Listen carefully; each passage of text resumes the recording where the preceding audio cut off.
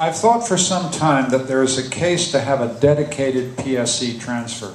This is a little technical, but instead of just shoveling a ton of money at the provinces, saying, let us designate a good big fat sum to post-secondary education from the federal treasury, and it has to be used for PSE. I think there's something to be said for that. That does not interfere with legitimate provincial jurisdictions. One of the strengths of our country is respect for provincial jurisdictions. Different strokes for different folks. It's good. And also, getting back to the Constitution, federal provincial respect for these jurisdictions is also key to keeping us free. You know, nobody gets too much power. So it's a good thing, not a bad thing. But I think a dedicated PSC transfer is one thing we need to do. Second thing we need to do is, I think, get together all the research investment powers of the federal government. Get them under one roof, as it were. A ministry of research I can see very easily. Because we have post-secondary, we have a research mandate, which all provinces accept. But we're funding a little research here, a little there, and we need to bring it together. So we can get a national strategy on research. So if we're doing something on oceanography in Atlantic Canada, we're doing something good in oceanography on the Pacific coast. We're getting the University of Victoria to work with the Dal oceanographers, and we're all playing on the same sheet. And we need greater coordination in the federal role there. So I would start with a dedicated PSC transfer, and then I would pull all our research stuff together, because that's, I think, where the federal government has a lead role in stimulating and incentivizing these great institutions across the country. Thank you.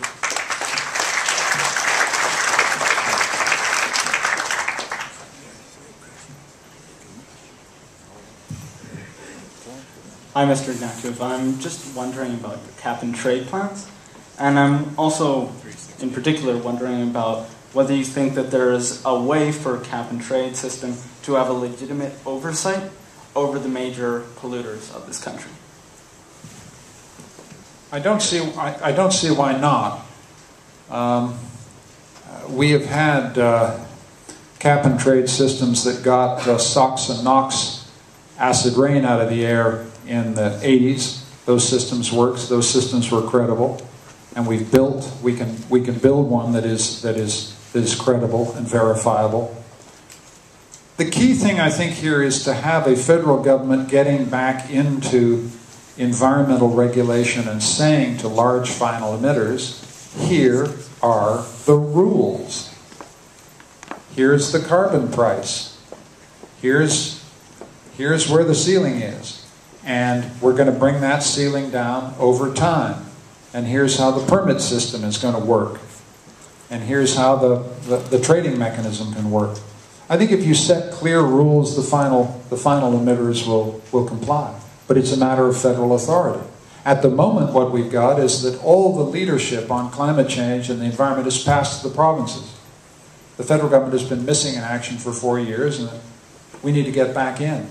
And the key piece is to get a cap-and-trade system, a Canadian cap-and-trade system that can then work continentally and then be part of a global emissions trading system.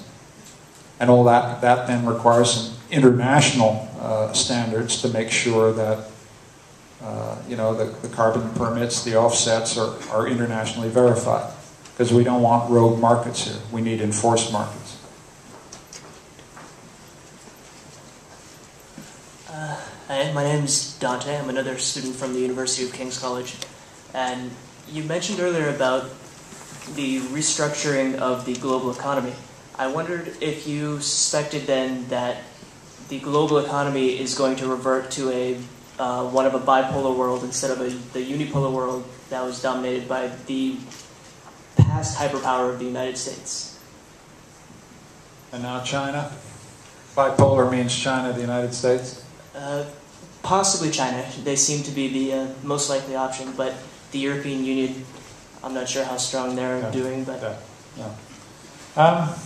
I love questions like that, because your guess is as good as mine, so I can just fly away.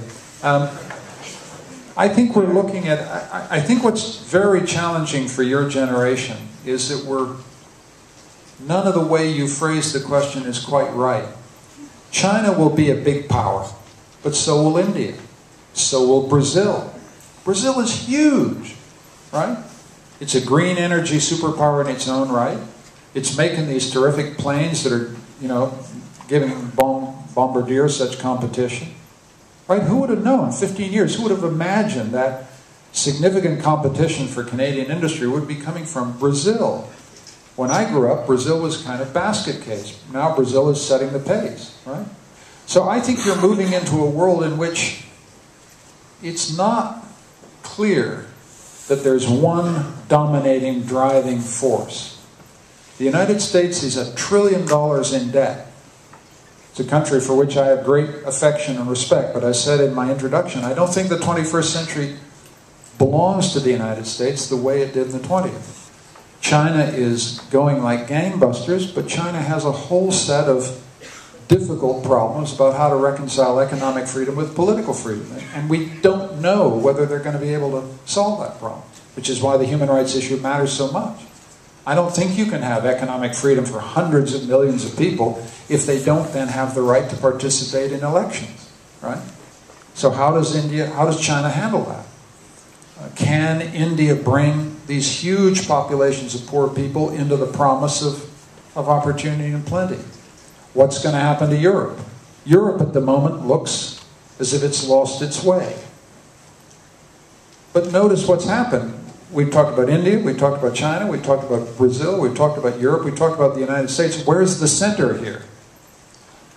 The message for Canada is that we've got to find our place in this new world.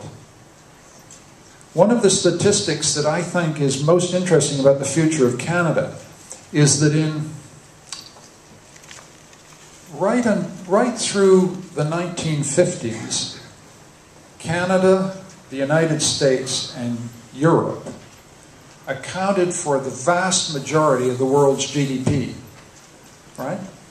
From about 1830 to 1950, our economy, the American economy and European economy, dominated the world economy.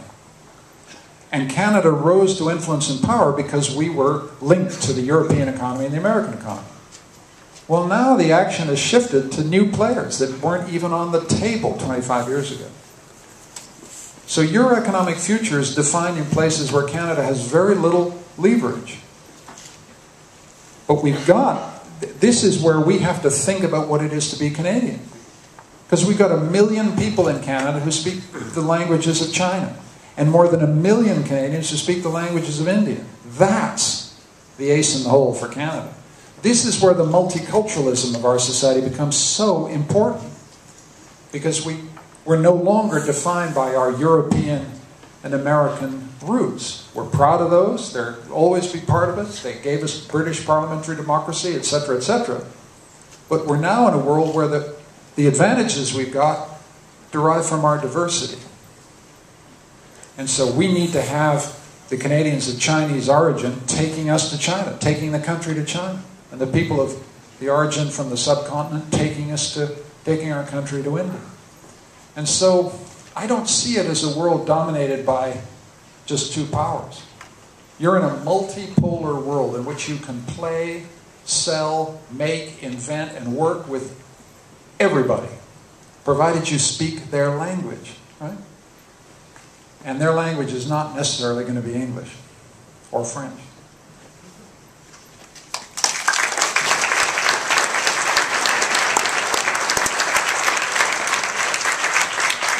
We are only going to be able to take 2 more questions. Keep that in mind.